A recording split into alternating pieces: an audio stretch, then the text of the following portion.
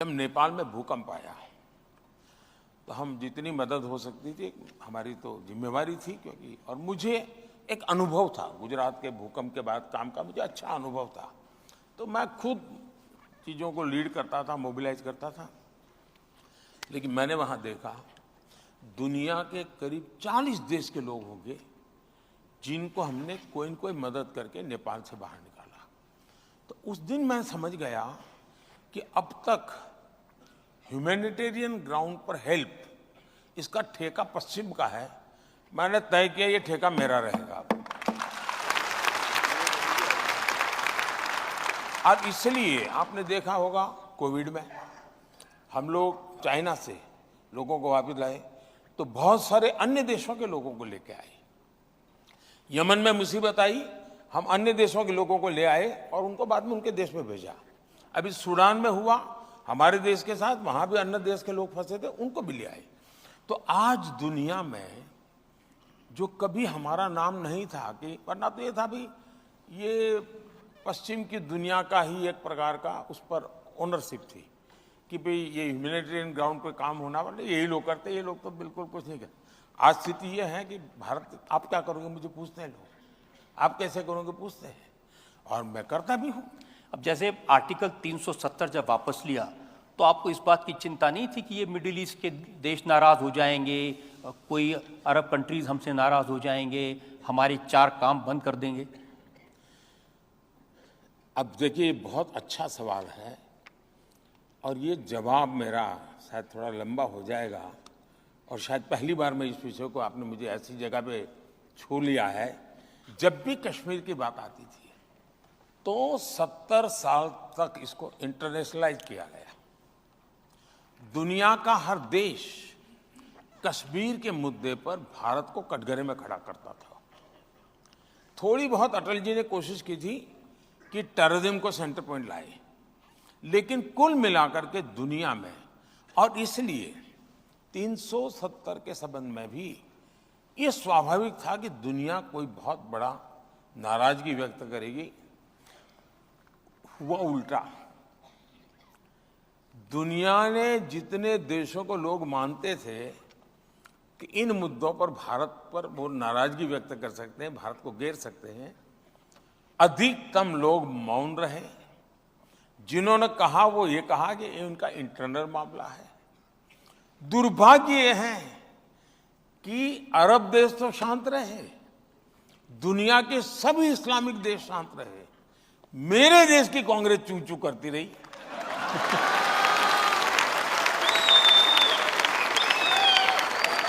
ये मेरे दिमाग में नहीं बैठ रहा है। ये इसका मतलब ये हुआ कि ये एक ऐसी मानसिक विकृतियों से भरी पड़ी हुई इनकी सोच है दुनिया ने। और अच्छा 370 के बाद में दुनिया के कई इस्लामिक देशों में बहुत बड़ा सम्मान प्राप्त करके आया हूं। जब कतर में हमारे लोगों को फांसी की सजा हो गई, वो जेल में थे, ओवैसी ने कहा मोदी जी तो कहते थे उनके बड़े संबंध हैं, क्या हुआ? अरे ये तो विश्वगुरु बनते थे, क्या हुआ? किसने कहा कि कतर, मोदी जी कहते थे इज माई सेकंड होम, अब कुछ नहीं कर पा रहे? या तो उन्होंने मोदी का पूरा स्टडी नहीं किया है। 370 के बाद मेरे 8 लोगों को, मेरे देशवासियों को फांसी हुई थी। 370 के बाद की घटना है। उनको जिंदा वापस लेके आ गए। और मेरे कोई सीक्रेट कुछ नहीं है, ओपन है जी। कोई ढंग से स्टडी करे तो वो कह सकता है ये हुआ है ना, देखिए 3 दिन के बाद मोदी ये कदम उठाएगा, 5 दिन के बाद ये उठाएगा, 7, आप तय कर सकते हैं।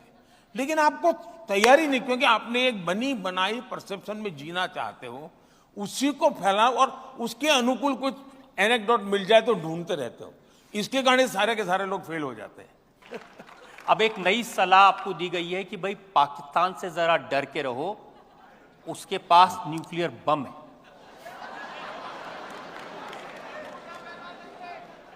ऐसा है, वो ताकत को मैं खुद लाहौर जाकर के चेक करके आया हूं।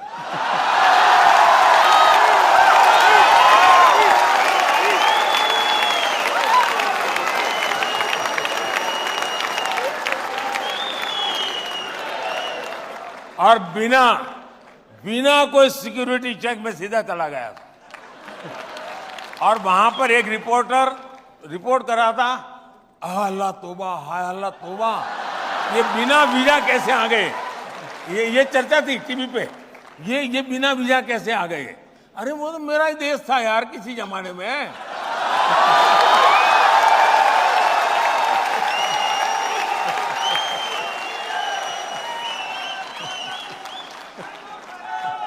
पहले मोदी जी हम लोग परेशान रहते थे पाकिस्तान से, यहाँ आए मार के चले गए, यहाँ आए मार के चले गए, फिर सर्जिकल स्ट्राइक हुआ, एयर स्ट्राइक हुआ।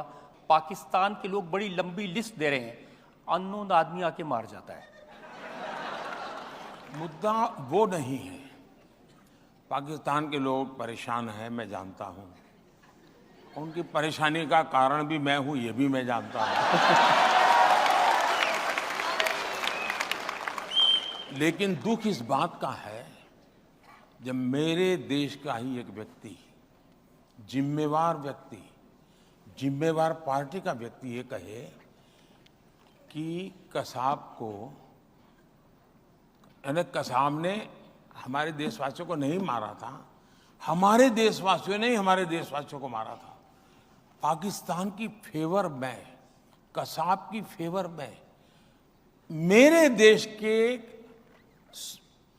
एक पार्टी जो सालों तक सत्ता में रही है, जब 26/11 हुई तब वो पावर में थे, उनकी तरफ से जब ये बयान आ जाए कि ये कोई पाकिस्तान के लोगों ने आतंकवाद नहीं किया था, हिंदुस्तान के लोगों ने किया था, तब जाकर के माथा शर्म से झुक जाता है, बहुत दर्द होता है।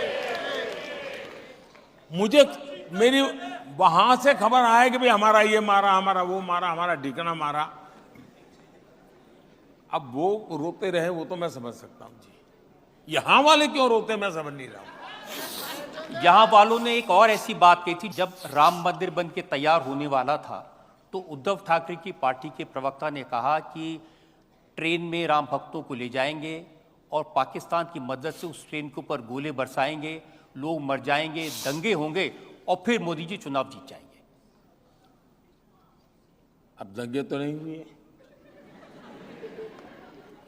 कोई ट्रेन भी नहीं चली।